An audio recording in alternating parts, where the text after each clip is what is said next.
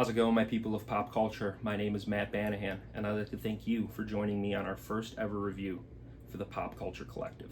Today, we're going to be reviewing The Ministry of Ungentlemanly Warfare.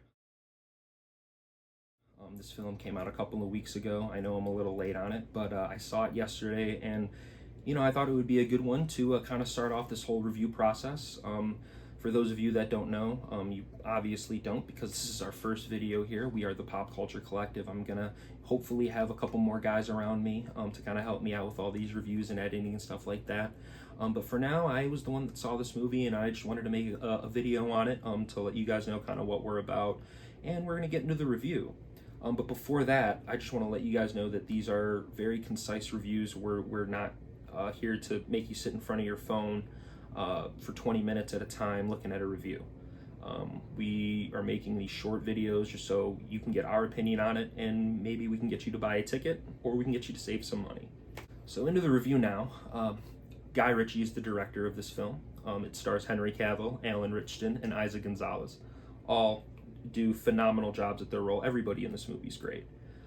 Alex Pettyfer, I don't know if you guys remember him. I Am Number 4, I believe. That was one of the last movies I ever saw him in. I think I haven't seen him in many, but he comes in this movie, and everybody really has great chemistry. The acting is off the charts here. I mean, just nothing but pure talent from kind of every portrayal on screen.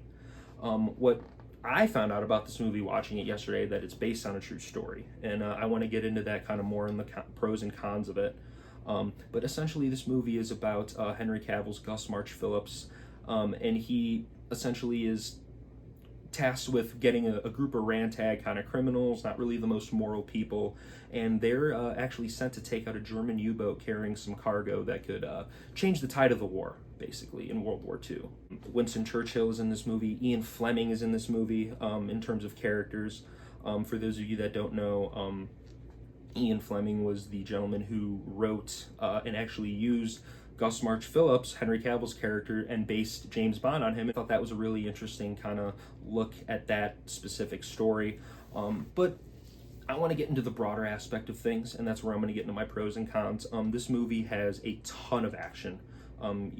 It's honestly to the point where you wouldn't even think that this is a true story, because it's just gunshots, explosions everywhere. There's a scene where these 4 guys walk into an entire camp, and they're taking them all on, 4 on, whatever, 20, 50 Nazis, you know what I mean? But the action itself is great. I thought the story and the pace moved along very nicely. I was not bored throughout this movie.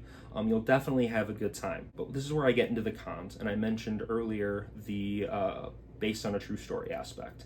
When I found out this was based on a true story, I was a little confused, because, like I said, all the action, it just gets so unrealistic at that point, and I don't know, for sure. I should do my research, if a lot of this was, true to what the story was saying, but I did feel a sense of,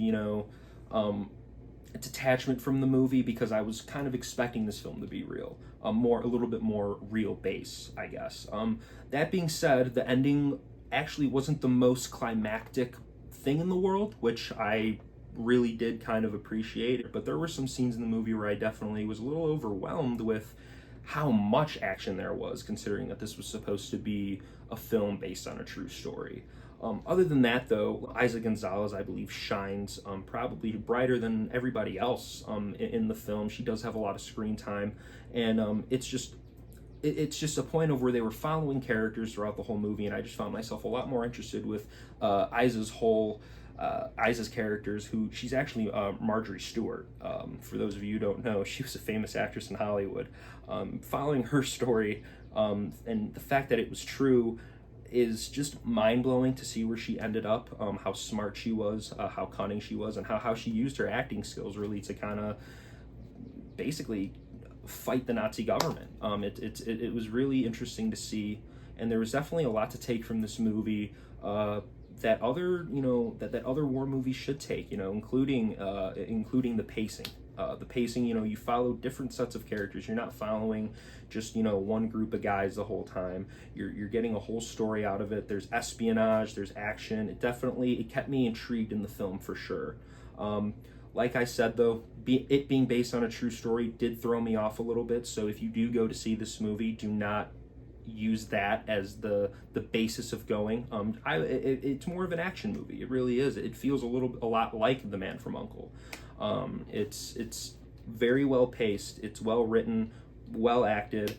If I had to choose, I'd probably give this movie a 3.5 out of 5 stars. I thoroughly enjoyed it, and I'll definitely catch it again once it's out on DVD. So if you guys, see yourself at a theater this weekend at all and don't know what to do, I'd go check out The Ministry of Ungentlemanly Warfare, because it's definitely a good time. Just don't take that based on a true story stuff so seriously. Have fun with it, and yeah, it'll be worth the $10 you spent on that ticket. All right, guys, so I just wanted to thank everybody for whoever watched this video, whoever clicked play, whoever hovered over it on YouTube. It really does mean a lot to me and my crew here that will be working on this channel in the future. This was kind of just a little a test run video, but I wanted to post it on the channel to get something out there. And so yeah, I just wanted to say thank you guys for watching, and hit the like button, subscribe button. Let's get this thing going.